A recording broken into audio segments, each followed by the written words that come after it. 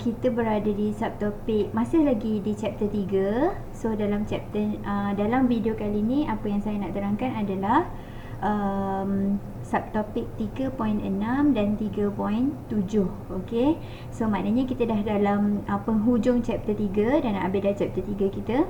So sebelum kita masuk kepada 3.6 dan 3.7, kalau anda perhatikan kita dah melalui semua subtopik di atas ni tadi, iaitu kita dah tengok dia punya introduction untuk derivative, apa definition dia, derivative tu macam mana cara penulisannya. Okey. Kemudian dah tengok rules untuk differentiation. Kalau ikutkan rules kita gunakan namanya sebagai theorem. Okey. So ada banyak daripada teorem 3.1 sampai teorem 3.11. Okey, iaitu inverse trigonometry. Lepas tu kita juga dah tengok higher order differentiation. Maksudnya differentiation tu bukannya boleh berlaku sekali je, tapi dia boleh berulang-ulang kali differentiate. Okey. Kemudian ada macam mana nak differentiate logarithm dengan exponential function. So ini adalah teorem 3.8 dan 3.9. Lepas tu log adalah 3.8 dan 3.9. Eksponen adalah 3.10. Ataupun kalau ada kesalahan dekat sini, just refer kepada kita punya notes. Dia ada numbering theorem dia lah. Alright. So numbering theorem tu tak penting. Yang penting kita tahu macam mana nak bumi Malaysia suatu hari nanti integratekan dia.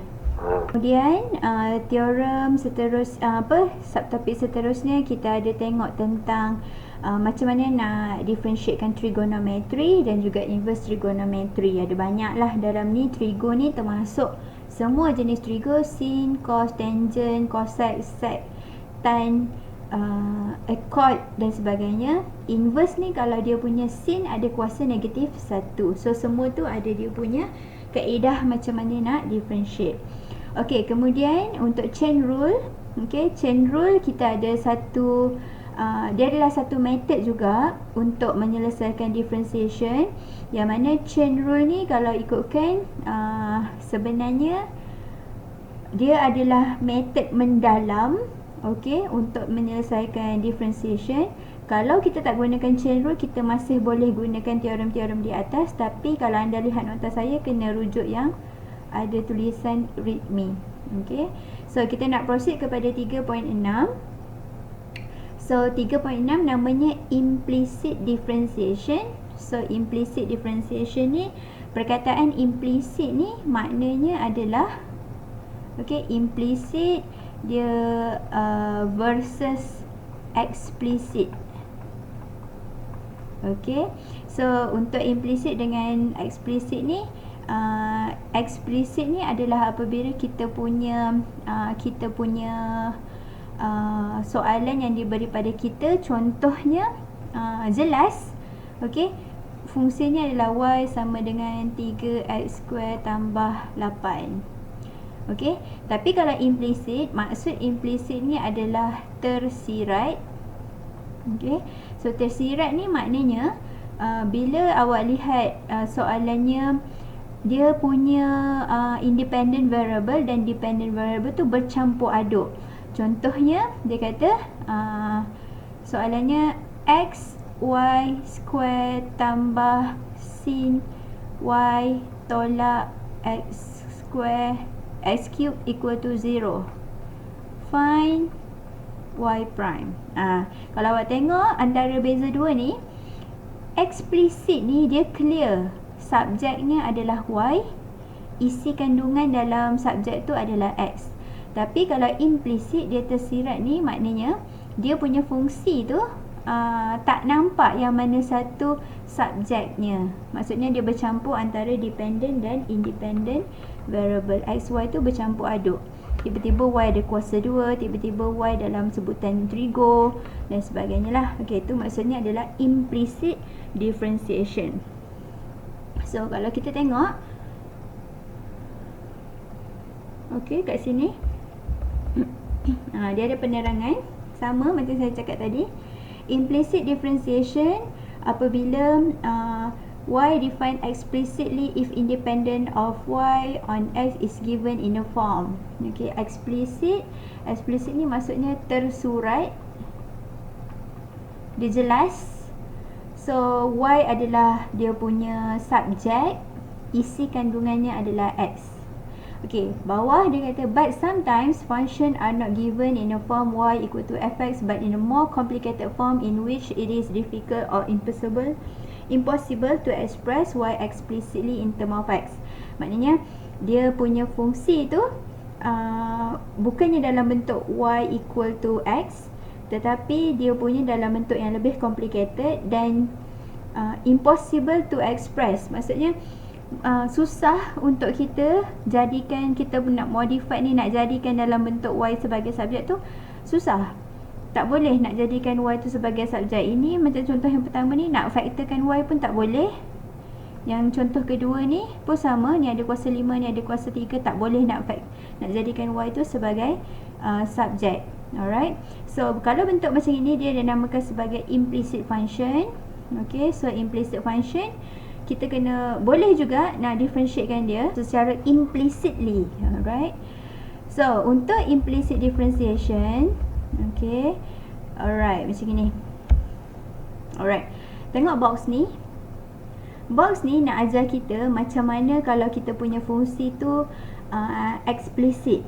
Okay, so bila explicit, apa yang akan berlaku pada fungsi kita, kita akan kita akan kata orang akan bayangkan yang y kita ni umpamanya sifat macam x. Jadi kita akan differentiatekan dia. Kalau differentiatekan x, contohnya kalau nak differentiatekan x, dia akan jadi 1. Differentiatekan x square, dia akan jadi 2x. Differentiatekan ln x, dia akan jadi 1 per x. Differentiatekan eksponen x akan jadi eksponen x. Differentiatekan sin x akan jadi cos x. Okay, so kita akan actkan y kita macam x juga, tetapi selepas kita differentiatekan dia, contohnya differentiatekan y, okay, differentiatekan y, kalau ikutkan kita act dia macam dia x, dia akan jadi 1. Okay, tapi disebabkan kita ni sedang differentiatekan kita punya independent variable, jadi belakang kena tambah dy per dx. Okay, kena darabkan dengan yang kita dah differentiatekan tu. Okay, kalau x kuasa 2 differentiate jadi 2x, tapi kalau y kuasa 2 differentiate, dia akan jadi 2y dy per dx. Okay, maksudnya konsep di depan ni sama je, macam x kuasa 2, x kuasa 2 akan jadi 2x, tapi kalau y yang kuasa 2, dia akan jadi 2y dy per dx. Okay, okay, kalau kat sini ln x, kalau kita ln x akan jadi 1 per x, tapi kalau ln y, dia akan jadi 1 per y dy per dx. Okay, kemudian kalau eksponen x, maintain eksponen x, tapi kalau eksponen y, dia akan jadi eksponen y dy per dx.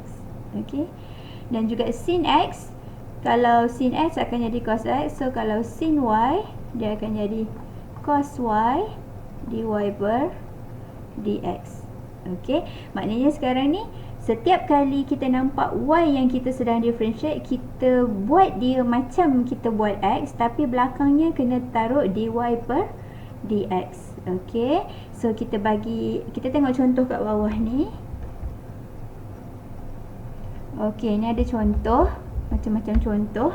Okay, sama macam yang saya ajar tadi di atas juga. Y kalau differentiate, dia akan jadi 1. So disebabkan 1 je, so 1 umpamanya dekat sini 1 dy per dx. Okay, 2y konsepnya macam 2x. 2x kalau awak differentiate jadi 2, tapi disebabkan awak sebutan y, awak akan jadi 2 dy per dx. Okey, y kuasa 3 akan jadi 3y kuasa 2 dy per dx. Betul. 4y kuasa 3 akan jadi 12y kuasa 2 dy per dx. Ln y akan jadi 1 per y dy per dx. Eksponen y akan jadi eksponen y dy per dx. Sin y akan jadi cos y dy per dx. Cos inverse y, okey, ini kena tengok teorem. Lepas tu belakang tambah dy per dx. Okey. So, sebelum kita pergi kepada contoh yang untuk function penuh, okey, katakanlah dia kata soalan kita bagi satu contoh kat sini. Okey, find dy per dx for, okey, for equation ni macam ini. Y kuasa 3 tambah 4y negatif 1 tambah 2 eksponen y tolak 3x. Okey. Kalau kita perhatikan ni susah ni. Ni ada sebutan y, ni ada y kuasa negatif, ni ada ada eksponen. So, sebutan pertama kalau kita differentiate dia akan jadi 3y kuasa 2 dy per dx. Okey, betul kan? 3 pindah depan, 3 tolak 1.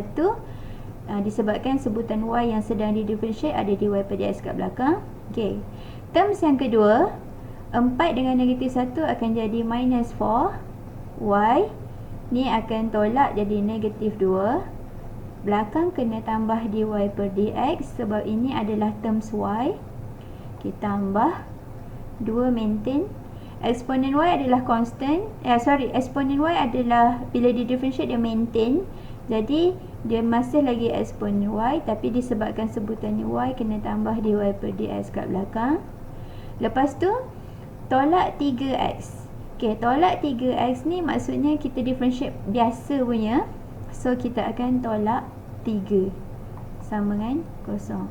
Okey, untuk sebutan terakhir ni perlu tak tambah dy per dx kat belakang? Tak perlu. Kenapa? Sebab ini memang betul punya terms. Terms yang memang sebenar. Differentiatekan y terhadap x. Okey, so dia jadi negatif 3 sajalah. Okey, kemudian kalau ditanya nak dy per dx, awak boleh ni lah. Ini dy per dx ni difaktorkan, tarik keluar ke depan, lepas tu pindahkan semuanya. Okey, contoh macam ini. Okey, tak ada ruang pula. So tarik keluar ni y prime kan. So dia akan jadi y prime 3y kuasa 2 tolak 4y negatif 2 tambah 2 eksponen y equal to 3. So nak dapatkan y prime sahaja. So y prime sahaja awak akan dapat 3 diperkan dengan semua yang dalam bracket ni. 3y square tolak 4y negatif 2 tambah 2y. So ini juga sama dengan dy per dx lah. Macam tu. Contoh yang saya bagi kat sini, contoh yang mudah. Sebutannya single sahaja, dia tak ada campuran x dan y lah. Y tu y sahaja, x sahaja, tapi dia bercampur dalam satu fungsi. So yang dekat bawah ni pula, okey, ini prosedur sebenar dia, full prosedur dia, macam mana nak selesaikan implicit punya masalah. Okey, kita perhatikan dekat sini. Okey, prosedur untuk implicit differentiation kita ada banyak langkah kat situ. Ada 4 langkah untuk buat dia. Tapi kalau kita dah laju, tak perlu ikut semua step ni pun tak apa. Dah boleh skip mana-mana yang kita rasa kita boleh buat teruslah. Alright. Okey, dia punya penerangan soalannya adalah find derivative of 4x square plus y square minus 3y plus 2xy cube equal to 6. So kalau anda perhatikan, ini juga adalah implicit differentiation. Kat sini terms pertama ni x, terms kedua ada y, terms ketiga y. Terms ketiga ni dahsyat sikit sebab dia ada campuran x dan y. Ada constant, ada x, ada y, dan yang belakang sekali tu constant. Okey. So dia punya langkah untuk buat dia step 1. Okey. letakkan d per dx in front of the expression right and left. Maksudnya dekat depan ni buat bracket kat sini, tulis d per dx.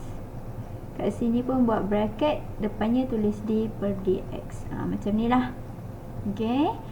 Lepas tu kalau anda perhatikan nota sini, saya pisahkan pula.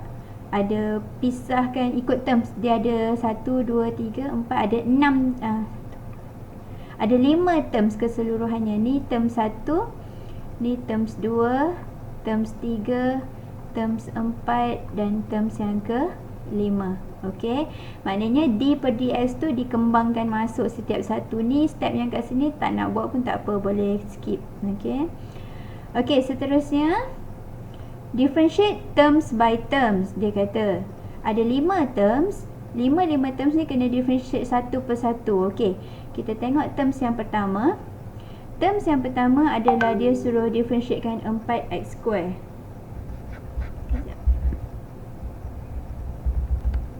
Okey, perhatikan dekat sini. Disebabkan terms yang pertama tu adalah terms yang normal, yang biasa dalam sebutan x. Jadi kita tak ada apa-apa masalah besar. Kita tak differentiatekan dia secara implisit. Kita differentiatekan dia macam biasa. 4x kuasa 2 kalau differentiate akan jadi 8x. Betul kan? 4, 2 pindah ke depan jadi 4 darab 2, 8. X, 2 tolak 1, kuasa 1. Okey, terms yang pertama selesai.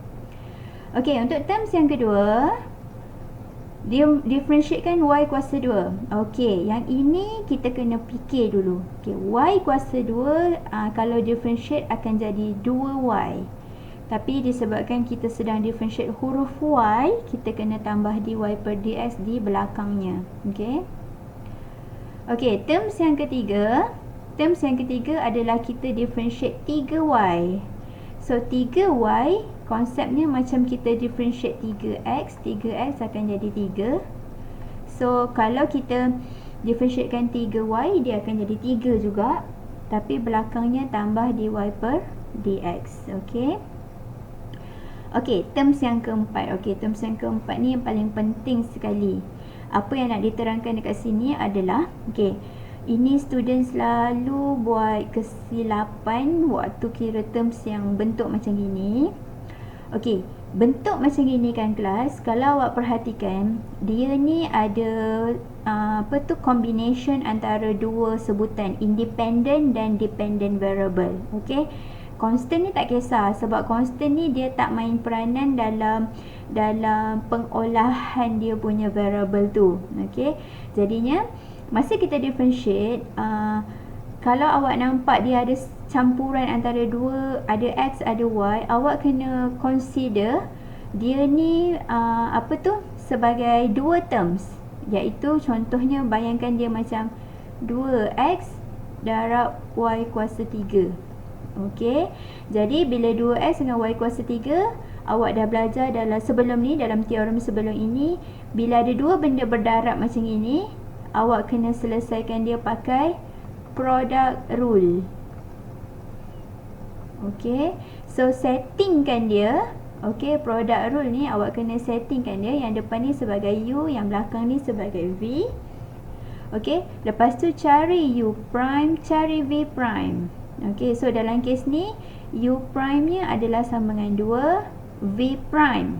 Okey, v prime disebabkan v adalah sebutan y, jadi v prime awak adalah 3y square dy per dx. Okey, macam gitu. Okey, bila dah keluarkan u yang mana, v yang mana, u prime dah tahu, v prime dah tahu, awak perlu gabungkan dia menggunakan formula product rule lah.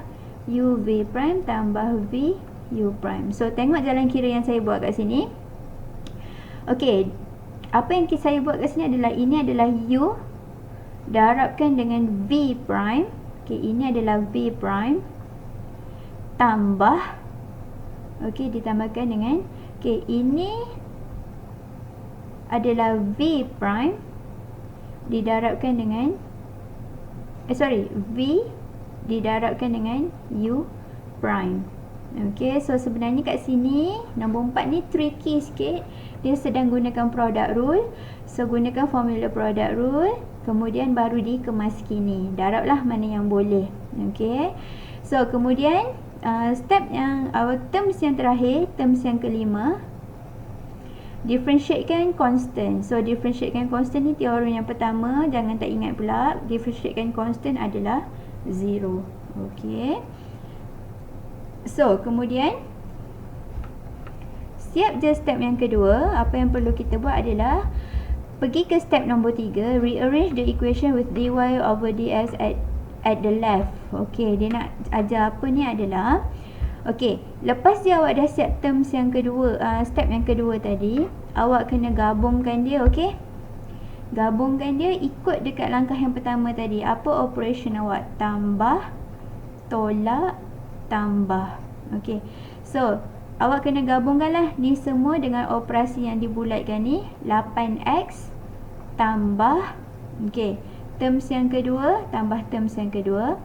Okey, terms yang kedua nak pergi terms yang ketiga kena operasi tolak.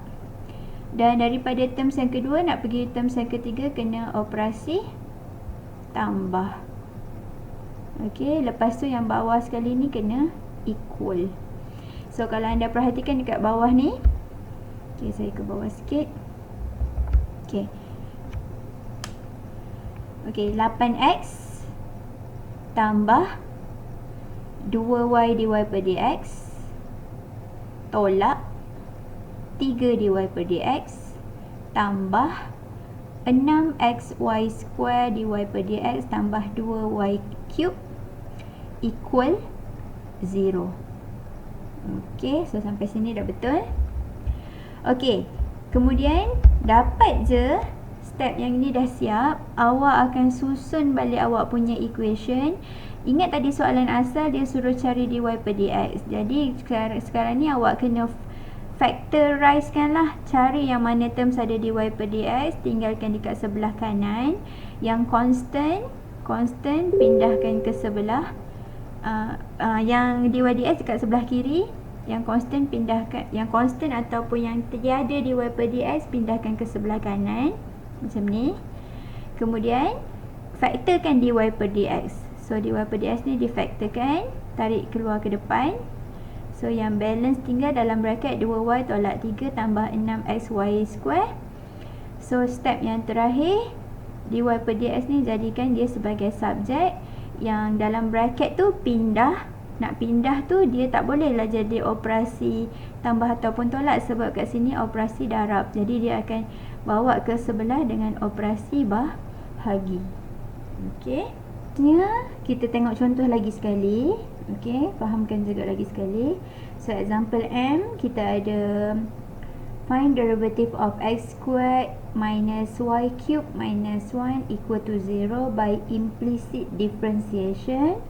Bila dia dah kata guna implicit ni, kita kena gunakan implicit lah. Tak boleh cuba-cuba nak jadikan y tu sebagai subject of the equation, lepas tu nak solve. Tak boleh lah. Okay. So bila kita nak buat implicit macam tadi, dia ada 4 langkah. So step yang pertama, kita akan letakkan d per dx di bahagian hadapan kiri dan kanan fungsi. So kita letakkan d per dx kat sini.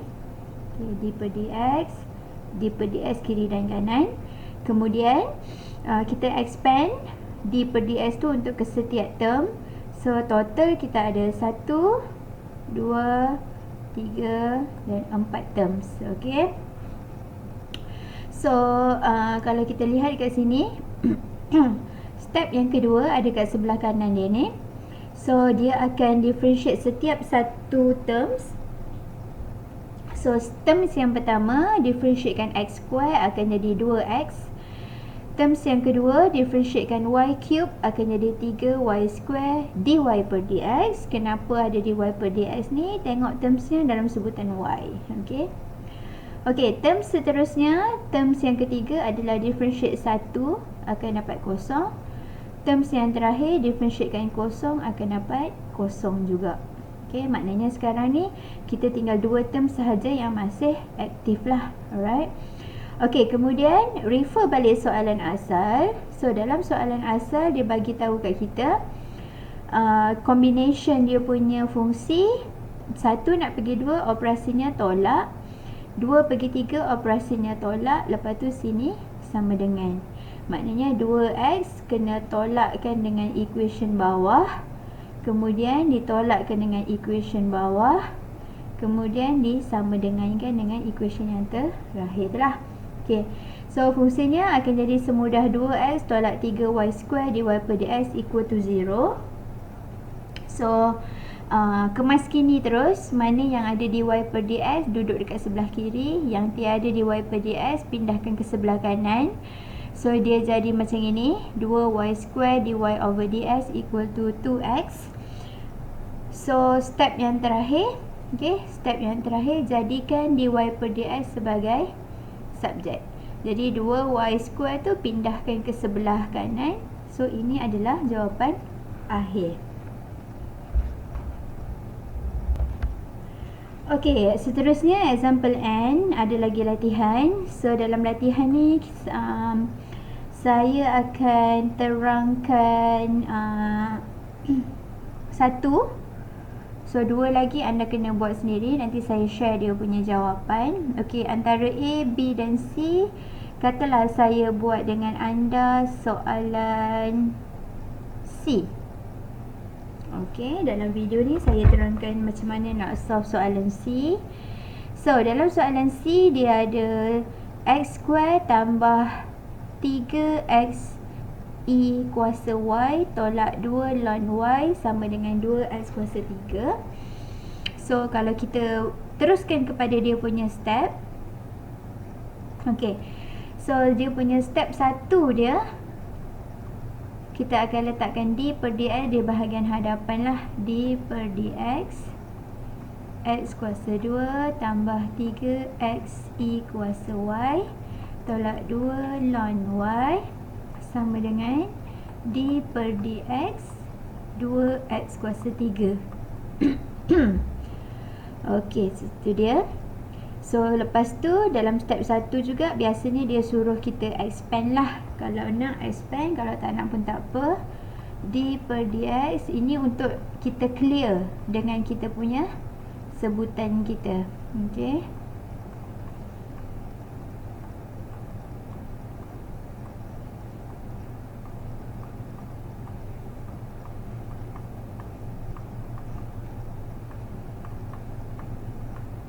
Okey, macam ini. So dalam kita perhatikan ni, kita ada terms yang pertama tambah terms yang kedua tolak terms yang ketiga equal to terms yang keempat.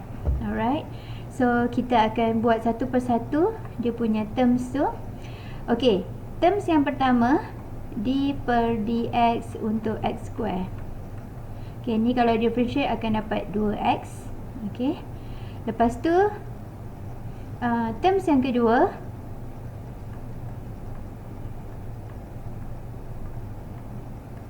okay, so terms yang kedua ni kelas, awak kena hati-hati sikit sebab dia bagi kita dalam combination terms. Okay, combination, depan ni ada x, belakangnya ada eksponen y. Jadi kita kena settingkan dia.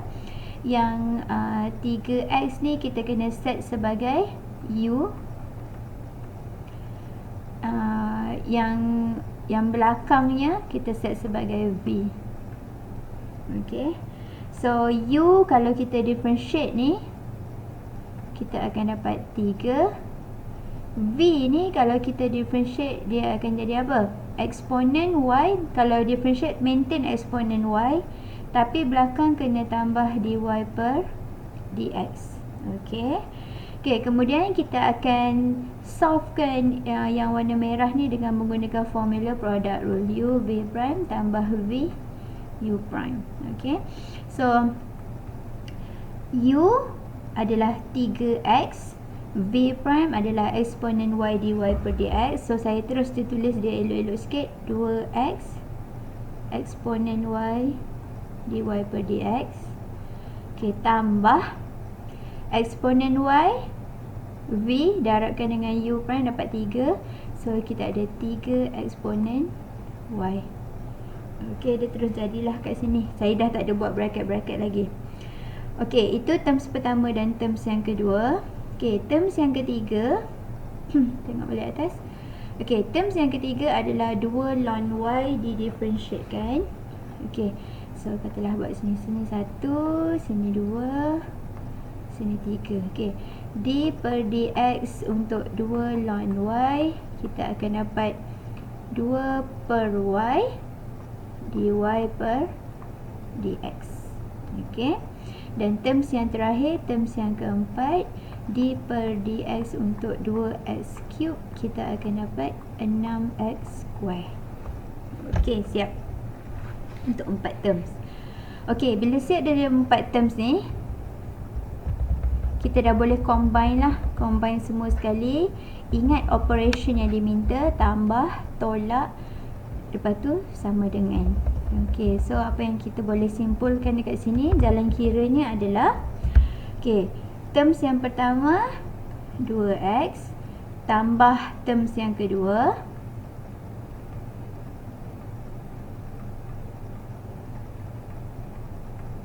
lepas tu tadi dia kata tolak,